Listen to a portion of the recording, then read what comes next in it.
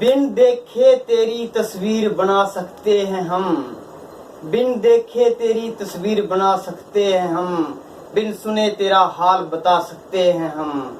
हमारी मोहब्बत में इतनी कशिश है कि अपनी आंखों से तेरे आंसू गिरा सकते हैं हम। Hey guys, your most welcome on my YouTube channel teaching interest. Welcome back guys. तो आज हम फिर से उपस्थित हुए हैं आपकी सेवा में। तो गाइस, आज हम शुरू करेंगे अपना पॉलिटिकल साइंस, क्योंकि पॉलिटिकल साइंस मेरा बैकग्राउंड भी है, क्योंकि मैंने इसमें मास्टर्स भी कर रखी है, कर रहा हूँ, 1 साल हो गया है। तो धमाकेदार पॉलिटी लाने जा रहा हूँ आपके लिए। तो आज तो हम इतना खास नहीं, लेकिन कुछ बेसिक टर्म्स इसमें देखेंगे कि जो कि आपको आगे आगे जितनी भी वीडियो इसमें बनेंगी वो आपके लिए हेल्पफुल रहेंगी। तो इसलिए शुरू करते हैं हम। तो सबसे पहले शुरू करते हैं हम, जब पॉलिटी के बारे में हम देखते हैं तो आजकल पॉलिटी जो है वो कॉम्पिटिटिव एग्जाम में अक्सर 10 से 15 या 10 से 12 मार्क्स की आ जाती है, जिसमें के एक्ट 2019 का एक्ट भी पूछा जाता है, और 73rd और 74th कॉन्स्टिट्यूशनल अमेंडमेंट भी इसमें पूछी जाती है, और इंडियन कॉन्स्टिट्यूशन से क्वेश्चन आते हैं। तो इसमें देखेंगे हम, सबसे पहले इंडियन कॉन्स्टिट्यूशन को पढ़ेंगे हम, उसके बाद हम 73rd और 74th अमेंडमेंट एक्ट भी पढ़ेंगे, जिसमें के पंचायत राज और म्यूनिसिपैलिटी देखेंगे, जो एक्ट के 1992 में लाया गया था। उसके बाद देखेंगे हम 2019 का एक्ट, जिसमें के हमारे जे.एंड.के के राय जो था, हमारा आर्टिकल था 370 और 35A, जिसको के हटाया गया और हमारी जम्मू एंड कश्मीर स्टेट्स को कन्वर्ट किया गया इनटू 2 यूनियन टेरिटरीज में। तो ज्यादा वीडियो लंबा ना करते हुए शुरू करते हैं आज का टॉपिक, जिसमें कि हम देखेंगे फर्स्ट इंडियन कॉन्स्टिट्यूशन के बारे में देखेंगे। तो इंडियन कॉन्स्टिट्यूशन की जब हम बात करें तो इसमें देखते हैं कि कब इंडियन कॉन्स्टिट्यूशन की बुनियाद डाली गई, आखिर कब ये सोचा गया कि इंडियन कॉन्स्टिट्यूशन होना चाहिए, इसकी कब बुनियाद डाली गई और किसने इसकी बुनियाद डाली। तो आपको पता है कि अंग्रेजों ने लगभग 200 साल हमारे हिंदुस्तान पर कब्जा किया हुआ था, और जब हिंदुस्तान में वो कब्जा जमाए बैठे थे, तब इंडियंस ने सोचा था कि क्यों ना हम इनसे आजादी पा लें। तो आजादी पाते पाते कई इसमें हमारे लोगों की जानें गई हैं, शहीद हुए हैं हमारे वतन के लिए। तो उसी दौरान की अगर हम बात करें तो साइमन कमीशन आया था। हिस्ट्री में जब हम देखते हैं तो साइमन कमीशन आया था 1927 में, ठीक है, 1927 के लास्ट में आया था दिसंबर में, और 28 में मतलब ये सारा मसला हुआ था। तो उसमें बात ये की गई थी कि हिंदुस्तान में इंडियन कॉन्स्टिट्यूशन मतलब हिंदुस्तानियों के लिए एक कॉन्स्टिट्यूशन बनाया जाए। ब्रिटिश गवर्नमेंट ने 7 मेंबर कमेटी बनाई थी कि हिंदुस्तान में हिंदुस्तानियों के लिए एक कॉन्स्टिट्यूशन बनाया जाए। और जब वो 7 अंग्रेज हिंदुस्तान में भेजे तो इंडियन लोगों ने उनका प्रदर्शन किया और प्रोटेस्ट किया कि आप यहाँ से भाग जाओ। वो इसके पीछे मसला ये था कि वो 7 के 7 अंग्रेज थे, और हिंदुस्तानियों ने कहा कि आप आप कॉन्स्टिट्यूशन बनाएंगे हमारे लिए, और आपने हिंदुस्तान का एक भी बंदा इसमें नहीं रखा है, तो आप कैसे हमारी भावनाओं को समझ सकते हैं। आपको क्या पता है कि हमें क्या क्या चाहिए, अक्सर क्या क्या हमें चाहिए, आप क्या इसमें डालोगे। तो ये चीज फेल हो गई, मतलब साइमन कमीशन जो था वो फेल हो गया। उसके बाद गाइस 1934 में M.N. राय, क्या 1930 मोस्ट इंपॉर्टेंट पॉइंट गाइस, क्या 1934 में M.N. राय साहब जो थे हमारे, उन्होंने आइडिया दे दिया कि अब हम अपने हिंदुस्तान में इंडियन कॉन्स्टिट्यूशन, अपना कॉन्स्टिट्यूशन हम बना के रहेंगे। तो इसी बात को जब इंडियन नेशनल कांग्रेस ने देखा, उस वक्त हमारे देश में सिर्फ एक ही पार्टी हुआ करती थी, वो थी इंडियन नेशनल कांग्रेस। जब उन्होंने देखा कि हाँ M.N. राय साहब ने आइडिया दिया है कि हिंदुस्तान में कॉन्स्टिट्यूशन होना चाहिए, तो इंडियन नेशनल कांग्रेस ने इस चीज को 1935 में एक्सेप्ट कर दिया। क्या कर दिया? एक्सेप्ट कर लिया। जब इन्होंने एक्सेप्ट कर लिया कि बिल्कुल M.N. राय साहब ने ये बात सही कही है, तो उस वक्त हिंदुस्तान में अंग्रेजों की हुकूमत थी। तो ये बात कहीं ना कहीं अंग्रेजों से हमें उस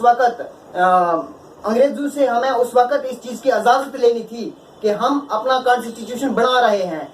तो इंडियन नेशनल कांग्रेस ने कहा, इंडियन नेशनल कांग्रेस ने कहा अंग्रेजों को कि अब हम अपना कॉन्स्टिट्यूशन ड्राफ्ट करेंगे, लेकिन इस बात को उन्होंने नहीं माना और वो टालते रहे कि हाँ बनाएंगे, आज नहीं कल, मतलब लॉलीपॉप देते रहे। वो इसी तरह वो देते रहते थे कि हाँ ये करेंगे वो करेंगे, लेकिन जब करने की बारी आती थी तो वो कुछ नहीं करते थे। ठीक है, और ऐसे मतलब टालते टालते टालते बात आ गई 1940 की। 1940 में उन्होंने माना, और 1940 में जो अगस्त ऑफर आया, 8 अगस्त 1940 ईस्वी को जब अगस्त ऑफर आया था, तो वो अगस्त ऑफर यही था कि आप अपना कॉन्स्टिट्यूशन बना सकते हो। लेकिन 1935 में डिमांड की गई और वो डिमांड मानी गई 1940 में। तो गाइस इन 5 सालों में बहुत कुछ हो गया था। आपको पता है कि 1939 में सेकेंड वर्ल्ड वॉर भी हो गई, जिसमें कि अंग्रेजों को काफी हानि हुई, उनका बहुत नुकसान हुआ, और उन्होंने कहा हिंदुस्तानियों को कि आप सेकेंड वर्ल्ड वॉर में हमारा साथ दो और हम आपको आजाद कर देंगे। लेकिन उस वक्त हिंदुस्तान हमारे लोग समझ गए थे कि इस वक्त अंग्रेज जो है वो डर चुके हैं और इनका खूब लॉस हो रहा है, इसलिए अब हम इनसे पूर्ण स्वराज लेके रहेंगे, पूरी आजादी लेके रहेंगे। और उन्होंने बहुत सारी मूवमेंट शुरू करी, जो कि क्विट इंडिया मूवमेंट 1942 ईस्वी में हुई वगैरह वगैरह। तो फिर क्या हुआ, फिर बात ये हुई कि 1946 ईस्वी में कैबिनेट मिशन प्लान आया, जिसके माध्यम से हमारा इंडियन कॉन्स्टिट्यूशन ड्राफ्ट हुआ। क्या 1946 ईस्वी में कैबिनेट मिशन प्लान आया, जिसकी बुनियाद पर हमारा कॉन्स्टिट्यूशन ड्राफ्ट होने की संभावना बन गई, और वहां से हमारा इंडियन कॉन्स्टिट्यूशन ड्राफ्ट होना शुरू हो गया। तो जब हमारा इंडियन कॉन्स्टिट्यूशन ड्राफ्ट होना शुरू हो गया, तब आपको पता है कि उस वक्त बहुत सारे प्रोविंसेस हुआ करते थे, बहुत सारी प्रिंसली स्टेट्स हुआ करती थी। तो बात ये हुई कि हर प्रोविंसेस को और हर प्रिंसली स्टेट को ये निमंत्रण दिए गए कि आप आओ और हम एक कॉन्स्टिट्यूएंट असेंबली का संगठन करेंगे, और उसमें जो जो चीजें आप लोग कहेंगे उन चीजों को हम कॉन्स्टिट्यूशन में लिखेंगे, और उस तरह से हम अपना कॉन्स्टिट्यूशन फ्रेम करेंगे। लेकिन बात ये हुई कि कुछ इसमें प्रिंसली स्टेट्स ऐसी थी जो कि मना कर गई कि हम इसमें हिस्सा नहीं लेंगे, हम इंडिपेंडेंट रहेंगे। ठीक है, हम जो है वो इंडिया के साथ नहीं मर्ज होंगे। तो आखिरकार क्या हुआ कि 93 जो प्रिंसली स्टेट्स थी उन्होंने हिस्सा लिया इंडियन कॉन्स्टिट्यूशन बनाने के लिए। कितनी? 93। मतलब कहने का यह है कि 93 मेंबर्स प्रिंसली स्टेट से आए। कितने? 93। और 292 जो थे वो आए प्रोविंसेस से, और 4 आए इलेक्शन कमिश्नर, जो हमारे मतलब था ना, एक उस वक्त संगठन किया गया था ब्रिटिश का जो कमीशन था, उस कमीशन में दिल्ली, अजमेर, मेवाड़, कुर्ग और ब्रिटिश बलोचिस्तान 4 मेंबर वहां से लाए गए, और टोटल मेंबर हो गए हमारे पास 389। ये हमारे पास टोटल मेंबर उस वक्त हो गए जो कि इंडियन कॉन्स्टिट्यूशन को बनाने के लिए तैयार हो गए। लेकिन बात ये हुई कि जब हिंदू मुस्लिम यूनिटी भंग हो गई, कहने का मतलब ये है कि जब 2 डोमिनियन बढ़ने की बात हो गई कि अब हिंदुस्तान के 2 टुकड़े किए जाएंगे। बहुत ही गाइस ये एक दुर्घटना हुई है कि हिंदुस्तान के 2 टुकड़े किए गए हैं, एक पाकिस्तान और एक हिंदुस्तान। तो हिंदू मुस्लिम यूनिटी टूटने से हमारे यहाँ से मेंबर भी कम हो गए। ठीक है, और लास्ट में कितने?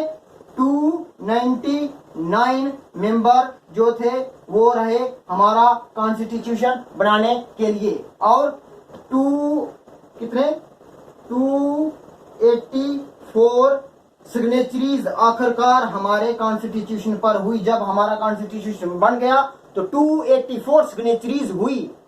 ठीक है, मतलब आप देख सकते हो कि जब कॉन्स्टिट्यूशन बनने लगा तो इतनी स्ट्रेंथ थी, लेकिन घटते घटते आखिर में कितने रहे, 284 रहे।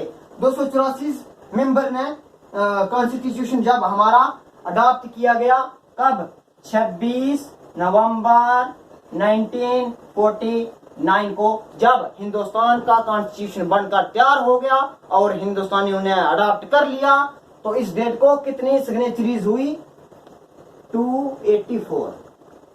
ठीक है, लेकिन बात यह है कि इस डेट को हिंदुस्तान का कॉन्स्टिट्यूशन जो था वो एनफोर्स नहीं किया। क्यों नहीं किया? इसलिए नहीं किया क्योंकि इसमें एक हिस्टोरिकल बैकग्राउंड था। वो ये था कि 1928 में रावी रिवर के किनारे पूर्ण स्वराज डे मनाया गया था। कब? 26 जनवरी 1930 को। कब? 26 जनवरी, लिख देता हूँ गाइस, मोस्ट इंपॉर्टेंट है आपके एग्जाम के लिए। 26 जनवरी 1930 को रावी रिवर के किनारे पूर्ण स्वराज डे मनाया गया। तो इसी डेट को ताजा करने के लिए उन्होंने 26 जनवरी की डेट रखी कि हम अपना कॉन्स्टिट्यूशन 26 जनवरी को एनफोर्स करेंगे। तो वो 26 जनवरी हुई फिर 1950 में।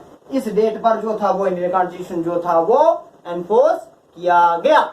जब हिंदुस्तान का कॉन्स्टिट्यूशन एनफोर्स हुआ तो उस वक्त उसमें कितने शेड्यूल थे, कितने आर्टिकल थे और कितने पार्ट्स थे। अब ये बात मैं आपको बताता हूं और ये भी बताता हूं कि नाउ एट प्रेजेंट कितने आर्टिकल्स हैं, कितने शेड्यूल हैं और कितने पार्ट्स हैं।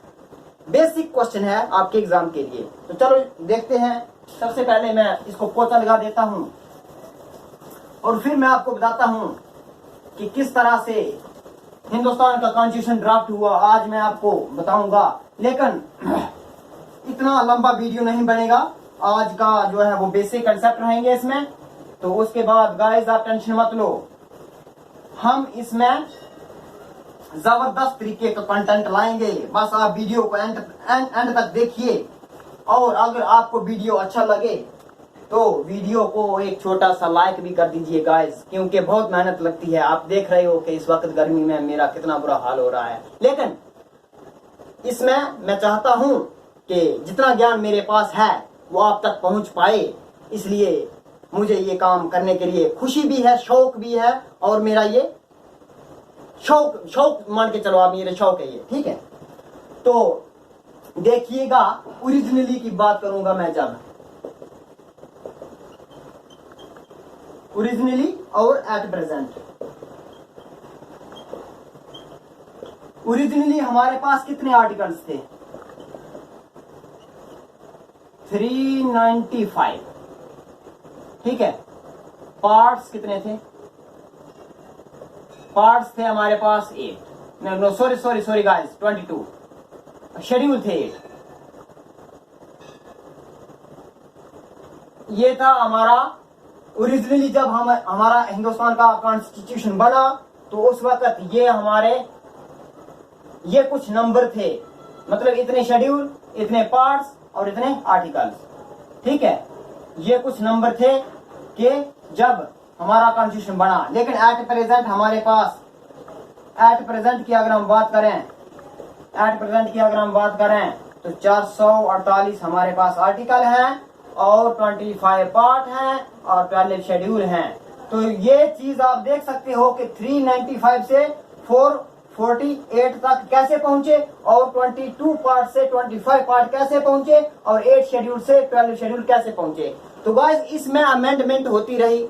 ठीक है, अब उम्मीद करता हूं कि आपको अमेंडमेंट का मतलब पता होगा, लेकिन अगर आपको नहीं पता है तो मैं बता देता हूं, क्योंकि कुछ स्टूडेंट्स होते हैं कि नहीं पता होता। तो चलो आप देख लीजिए कि अमेंडमेंट का मतलब क्या होता है। क्योंकि जब मैं चर्चा करूंगा इंडियन कॉन्स्टिट्यूशन की तो तब मैं कहता रहूंगा कि ये अमेंडमेंट हुई, फलानी अमेंडमेंट हुई, फलानी डेट को हुई, इस तरह से हुई। तो आपको जब तक अमेंडमेंट का मतलब ही नहीं पता होगा तो आप क्या समझोगे कि क्या अमेंडमेंट हुई। तो अमेंडमेंट का मतलब होता है, अमेंडमेंट का मतलब होता है कुछ कॉन्स्टिट्यूशन में डिलीट करना या कुछ कॉन्स्टिट्यूशन में एडिशन करना। That is called amendment. मतलब हमारा जितना भी संविधान है, हमारा जितना भी आइन है, हमारा जितना भी कॉन्स्टिट्यूशन है, इसमें जितनी भी चीजें रखी गई हैं उन चीजों में से कुछ चीजें हटानी या उसमें कुछ चीजें डालनी। इस बस ये है हमारा अमेंडमेंट। अमेंडमेंट का मतलब यही होता है कि कुछ डिलीट करना या कुछ ऐड करना, ये होता है अमेंडमेंट।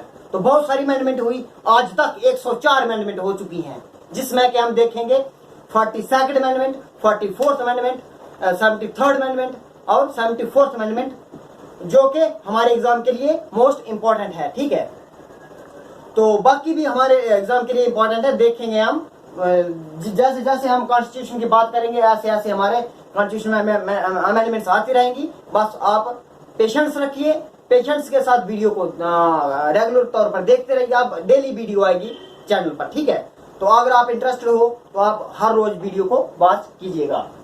तो ये था हमारा अमेंडमेंट का मतलब, ठीक है। तो जब हम अब मैं थोड़ा सा बैक चलूंगा इसमें कि जब हिंदुस्तान का आइन बढ़ने लगा, जब हिंदुस्तान का संविधान बढ़ने लगा, तो इसकी फर्स्ट मीटिंग हुई 9 दिसंबर 1946 को, और दूसरी हुई 11 दिसंबर 1946 को, और तीसरी हुई 13 दिसंबर 1946 को। और जब 13 दिसंबर 1946 को इसकी मीटिंग हुई, उसमें नेहरू ने ऑब्जेक्टिव रेजोल्यूशन लाया, और यही ऑब्जेक्टिव रेजोल्यूशन बाद में प्रियम्बल की शेप इसने ले ली। मतलब ऑब्जेक्टिव रेजोल्यूशन का मतलब यह था कि कुछ बेसिक चीजें इसमें थी कि जो कि संविधान में डालनी थी लाजमी, जैसे equality, freedom, liberty, democracy, Republic, इस तरह के कंसेप्ट जो थे ये बेसिक थे।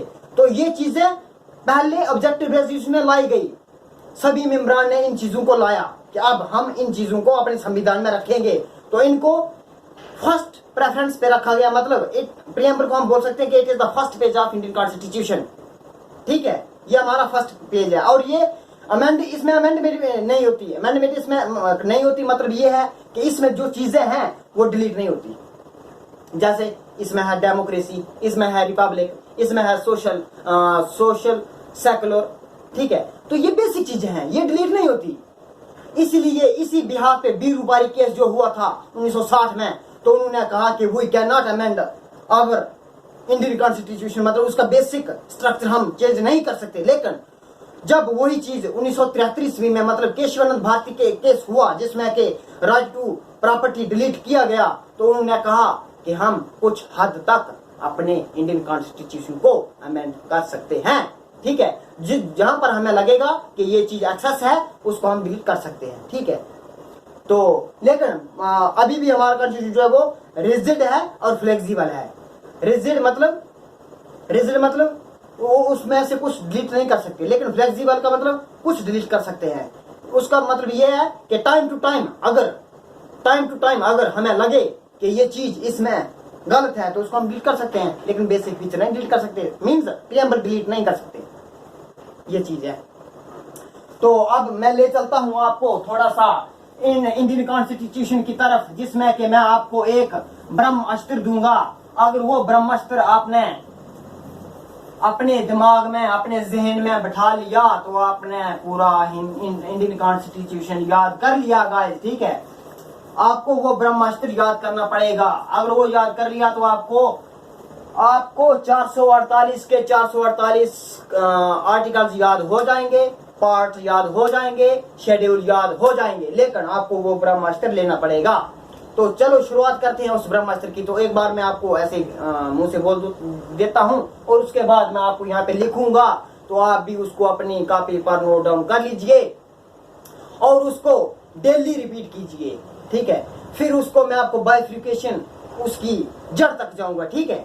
और हर एक पार्ट को, हर एक आर्टिकल को, हर एक शेड्यूल को आपको ब्रीफली बताऊंगा, ठीक है। तो वो है ब्रह्मास्त्र। यू कैन फ्लाई, आप उड़ सकते हो। You can fly directly from US, आप डायरेक्टली उड़ सकते हो यूएस से। यूजिंग पैरामिलिट्री स्पेशल रॉकेट, आपको यूज करना है पैरामिलिट्री का special rocket. Fruit taste sweet to eat, अगर फ्रूट जो है वो टेस्ट है और वो स्वीट है तो आप उनको ईट कर सकते हैं। Fruit taste sweet to eat, so on eat Maggi as tasty snacks. You can fly directly from US using paramilitary special rocket fruit is sweet to eat, swan eat Maggie as tasty snacks. ये है ब्रह्मास्त्र। अगर ये आपने प्राप्त कर लिया तो आपने पूरा इंडियन कॉन्स्टिट्यूशन पढ़ लिया। तो चलो शुरू करते हैं, इसको लिखते हैं हम। आप भी साथ साथ में अपनी कॉपी पर नोट कर लीजिए। You can fly directly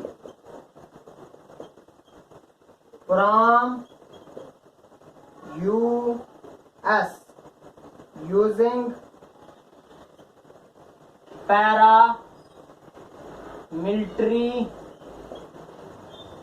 special rocket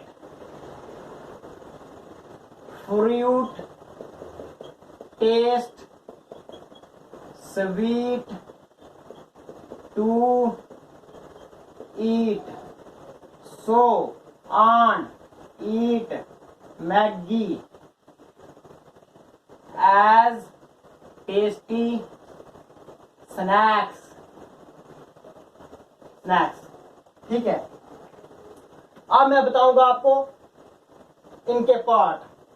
इस साइड लिखेंगे हम पार्ट, इस साइड लिखेंगे हम कि इसमें क्या क्या चीजें हैं, फिर इस साथ में लिखेंगे हम इसके क्या आर्टिकल।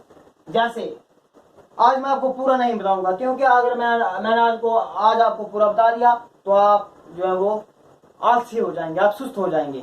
इसलिए मैं आज आपको कम बताऊंगा।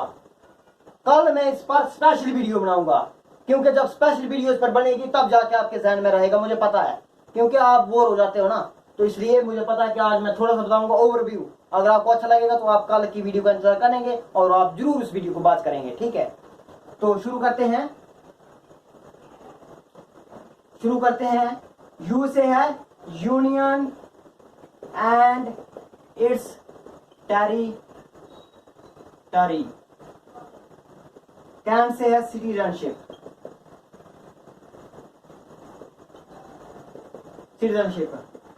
Fundamental rights, DPSP। Directive principle of state policy, fundamental duties, union minister, state, union and territory. Guys confuse मत होना कि यहाँ पे लिखा है यूनियन एंड इट्स टेरिटरी और यहाँ पे भी लिख दिया। ये है यूनियन एंड इट्स टेरिटरी और ये है यूनियन एंड टेरिटरी। ठीक है, इसमें बहुत फर्क है। जब मैं आपको समझाऊंगा तो आपको समझ आ जाएगा। ठीक है, कहां तक पहुंचे हम? Union and its territory you से, और कैन से सिटीजनशिप, फ्लाई से फंडामेंटल राइट्स, डायरेक्टली से directive principle of state policy, from से फंडामेंटल ड्यूटीज, यू से यूनियन मिनिस्टर, एस से स्टेट, यूजिंग से यूनियन एंड इट्स टेरिटरी। ठीक है, और पैरा से पंचायत राज, मिलिट्री से म्युनिसिपैलिटी, एस से शेड्यूल ट्राइब, और रॉकेट से क्या है? Relationship between state and centre. Fruit से है finance, property and suit. Test से है trade and commerce, special provision certain clauses, tribunal, election, service under union and state, emergency provision, sorry यहाँ पे इमरजेंसी प्रोविजन और यहाँ पे इलेक्शन, और मिसलेनियस, मैगी से मिसलेनियस अमेंडमेंट, और टेम्परेरी ट्रांजिशनल स्पेशल प्रोविजन, और शॉर्ट टाइटल। ये हमारा इंडियन कॉन्स्टिट्यूशन। और इस तरफ लिखे गए हैं पार्ट 1, 2, 3, 4 और 4A, मतलब 4A। फर्स्ट, सेकंड, थर्ड, 4 और 4A। अब ये 4A क्यों भला? ये 4A इसलिए कि ये इस पार्ट को बाद में लाया गया, अमेंडमेंट के जरिए। कब लाया गया मैं ये आपको बताऊंगा, पेशेंस रखो। 4A, फिर 5, फिर 6 और 7 जो है वो डिलीट किया गया है, और फिर 8। ये 9 है, ठीक है, ये 9 10, मतलब ये है हमारा पूरा। अब फिर इसमें आपको मैं बताऊंगा ये जो यूनियन एंड स्टेटरी है ये है 1 से लेकर 4, 1 to 4, 5 to 11, 12 to 35, 36 to 51,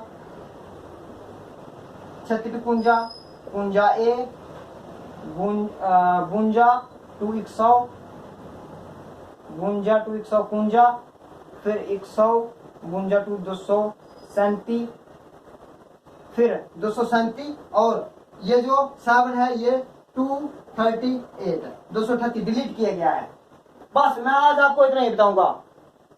इस पर मैं स्पेशल इस पर वीडियो लाऊंगा, आपको टेंशन लेने की जरूरत नहीं है। अगर आपने आज नोट डाउन नहीं करना तो मत कीजिएगा, लेकिन कल अगर मैं जब इस पर स्पेशल वीडियो बनाऊंगा तो आपको ये नोट डाउन करना पड़ेगा और मैं आपको इसको पूरे तरीके से ब्रीफली इसको इस पर बताऊंगा।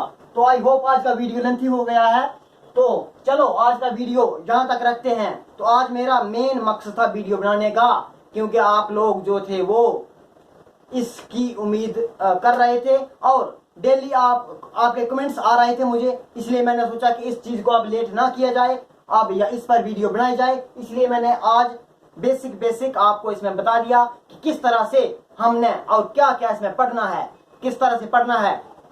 तो ये चीज आपने समझ ही ली। तो कल क्या, कल मैं इस पर आपको अच्छे तरीके से वीडियो लाऊंगा और पूरा संविधान आपके माइंड में सेट कर दूंगा, ठीक है, ये मेरा आपसे वादा है। बस आप वीडियो को लाइक कीजिए, शेयर कीजिए और कमेंट जरूर कीजिए कि किस तरह आपको वीडियो कैसे लगा, ठीक है। तो आई होप आज का एपिसोड रखते हैं यहाँ तक, तो मिलते हैं नेक्स्ट वीडियो में। Thanks for watching.